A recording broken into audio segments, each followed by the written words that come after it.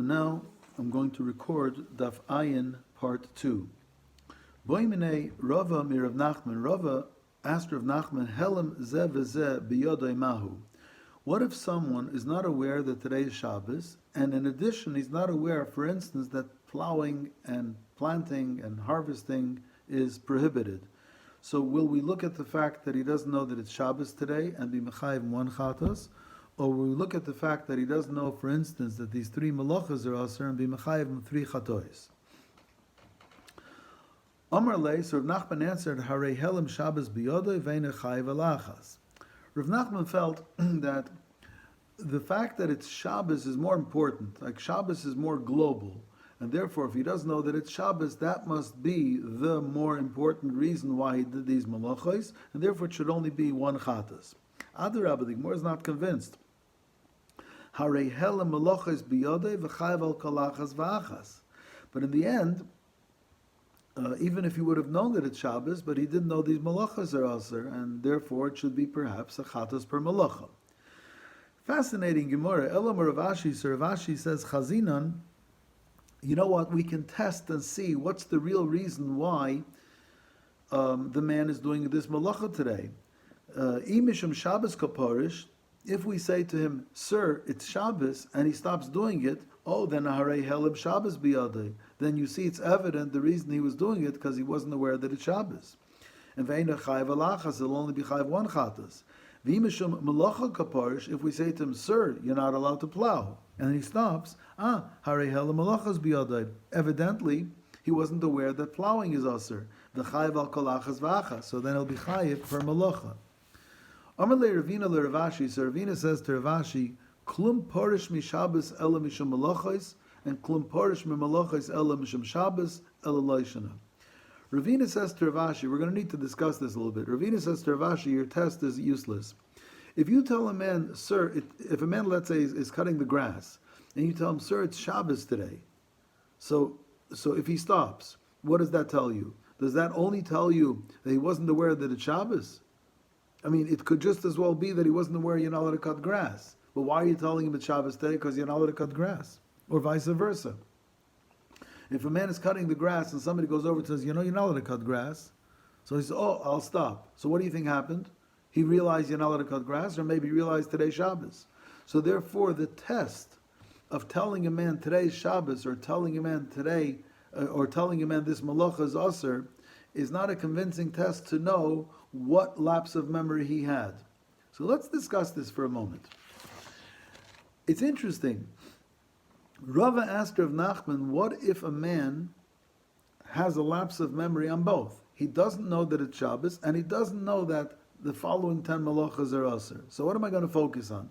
Do I focus on the fact that he didn't know that it was Shabbos, or should I focus on the fact that the malachas were aser? So what did Rav Ashi say? I can test it. What are you going to test? You're going to test if it really was Shabbos, or if it really was the malachas. How are you going to test it? By telling him. If you tell him it's Shabbos that and he stops, evidently it must be that he forgot it was Shabbos. If you tell him you're not allowed to do malacha 1, 2, 3, 4, 5, 6, 7, 8, 9, 10, and he stops, it must have been because he forgot the 10 malachas. What does that have to do with the price of tea in China? I'm asking you, what's the din in a case if he forgot both? And you're telling me you're going to test which he forgot?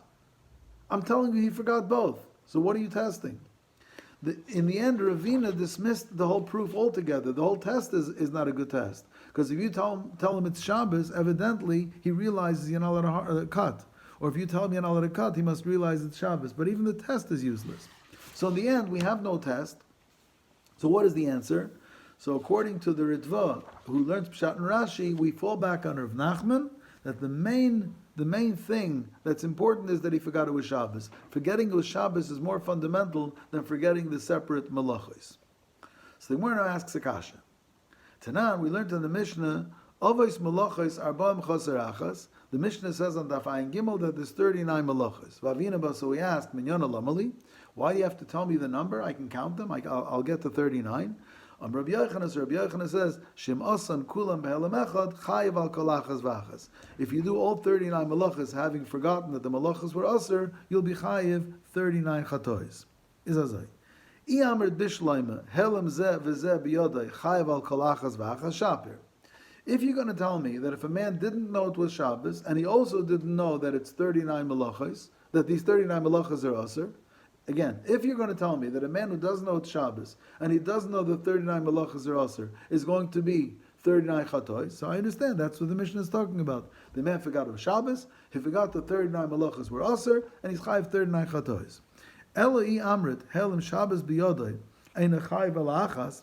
But if you'll tell me that if a guy forgot it was Shabbos, and he also forgot the 39 malachas were aser, that's considered fundamentally having forgotten that it's Shabbos, and he's only chayiv alachas, only one, then heichi mishkachas lo. Then how's the case that you have 39 chatois? Bizodn Shabbos, if he knows that it's Shabbos, v'shigas malachas, but he doesn't know the malachas are aser. But what do you mean he knows it's Shabbos? What does he know about Shabbos if he thinks all 39 malachas are mutter? What does he know? So Hanich, if you remember the other day, we learned Isavar like Rabbi Yochanan, the Amar, Kibin Sheshagag Bekaris, Afal Pishez the Belav, Mishkachas La Diyada Le Shabbos Belav. Rabbi Yochanan held that if a man knows that it's Shabbos and he knows this malacha is aser, but he doesn't know that the malacha carries kares, that's going to be considered a shaygig and he's going to be chayv v'chatas. So it makes sense. The Mishnah of Ayin Gimel is talking. A man knows today Shabbos. He knows these 39 malachas are aser, but in each and every single malacha, he doesn't know that it's a karesable offense. So therefore, he's now a shaygig on all 39 malachas, and he's chayv v'chatas al kolachas v'achas. Eli Savar Lakrib Shimon ben Lakish Damar At Sheyishgig Belav V'Karis the other Le Shabbos B'Mai. Rish Lakish says a shaygig is only a shaygig if you don't know that the malacha is aser. So if this man doesn't know that each and every one of these 39 malachas is aser, so what do you mean he knows that it's Shabbos? What does he know about Shabbos? And don't answer me like we answered the other day, Taisvis and the Ritva, that maybe he knows there's a mitzvah asay to keep Shabbos, or maybe he knows about Kiddush, or maybe he knows about Avdallah. Because if he doesn't know that any single malacha is aser on Shabbos, then what he's missing is a global knowledge that there's an Isser malacha. So if it's a global knowledge Isser malacha, he should only be chayiv one. And for the Gemara, the Yadala betchumen, Valiba de Rabbi Akiva. He knew that you're not allowed to go chutz l'tchum, and Rabbi Akiva's tchumen is deraisa. So the man knew that it's Shabbos, and he also knows that there's an Isser in Shabbos. So that there's an Isser in Shabbos he's aware of. But he didn't know that malachas 1 through 39 were aser, and therefore he's a shaygig on each and every one. So it could very well be, the Gemara's conclusion was if somebody forgot both that it's Shabbos and he forgot that the malachas are aser, that might be only one chatas, because fundamentally he doesn't know that it's Shabbos. In the case of the Mishnah on Daf Ayin Gimel, that you chayv 39 chatois, can go one way or the other way. It can either be that he knew it's Shabbos and he didn't know about Tchumen, but he forgot the 39 malachas, so it's 39. Or Liba de Rabbi Yochanan, he knew it's Shabbos and he knew that you're not allowed to do the 39 malachas, but in each and every one he wasn't aware that it's a kares. Remember, according to Munbaz, you have another case. He knew that it's Shabbos, he knew that you're not allowed to do the 39 malachas, he wasn't aware that for a shaygig there's a carbon. Munbaz considered that also a shaygig. So we learned here in this Daf Gemara, Daf Ayin, that if a person does multiple malachos, b'shaygig on Shabbos, he's chayv multiple chatois. Rabbi Nassan learns it from Lo Savaru Eish, Rabbi Yossi learns it from Me'achas Meheina. The Gemara in Makkos Daf Chof Aleph says that on Yom Tov, if a person does multiple malachos, he's only going to be chayv one lav. There's no chiluk malachos on Yom Tov. The reason is because Lo Savaru Eish, this pasuk is said by Shabbos and it's not said by Yom Tov, right? Or Me'achas Meheina is talking about chatois, and on Yom Tov there's no chatas. So therefore, the chiluk malachos for multiple chatois is dafke legabi Shabbos, not legabi Yom Tov. If a person does chayrish, zareh, kaitzer, whatever on Yom Tov, he's only going to be chayiv one time malchus.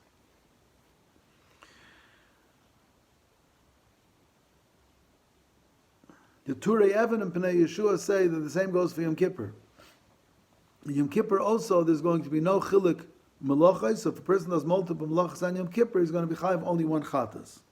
Rabbi Kiva Eger suggests that maybe Yom Kippur is different. Yom Kippur will have multiple chatois. He explains as follows. Shabbos can either be mezid, chorus, or a chatas. It's either skila, chorus, or a chatas. If it's with Eidim Vasra, it's skila. If it's b'mezid without Eidim Vasra, it's chorus. If it's shaygig, it's a chatas. When the Torah teaches me from Lo Savaru Eish or from Me'achas Meheina that there's multiples of what? Can't be multiples of death penalties, can't be multiples of chorus. Elamai is teaching me multiples of chatois. So the limit of the Torah teaches me multiple shgogos on Shabbos has multiple chatois. Yontif, there's only a lav. It's a loisasei. It's malchus. As Mele Zokter Kiva Eger, you can't learn Yontif from Shabbos because Shabbos there's a chilik malachos for chatois, and on Yontif, which has no chatos, there's no limud for multiple malachos being multiple chatois. There's no chatos, and there's no limud that you're going to get multiple malchus. So therefore, it's one malchus for all. However, Yom Kippur is a loisus sheyesh bakaris. B'shoigig, Yom Kippur is a chatos. Zokter Kiva Eger, the same way that there's multiple chatois for Chil Shabbos, there could be multiple chatois for Chil Yom Kippur, because both of them carry chatois.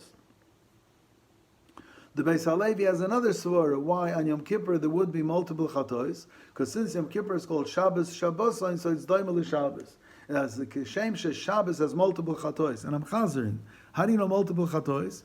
Either you learned it from Loisavaru Eish, which is talking about Shabbos that has a chatos, or you learn it from Me'achas Mehena, that was Rabbi Yossi's limud, which is also talking about chatos. So you learned that there's multiple chatois for multiple shkogos. So Rabbi Kiva Eger said that's why it applies to Shabbos and not to Yontif, because Yontif doesn't have chatois. But Yom Kippur that has chatois, you could learn out that multiple shkogos will be multiple chatois. And the Beis Halevi says, since Yom Kippur is called Shabbos Shabbosain, so it also carries multiple chatois like Shabbos. Kol Tiv. Everybody should be well. I'm still going to record Yirtzeh Hashem one more shir tomorrow afternoon, and then the next one after that will be Matzah Shabbos. Everybody should be healthy and well, and we should see each other Yirtzeh Hashem soon.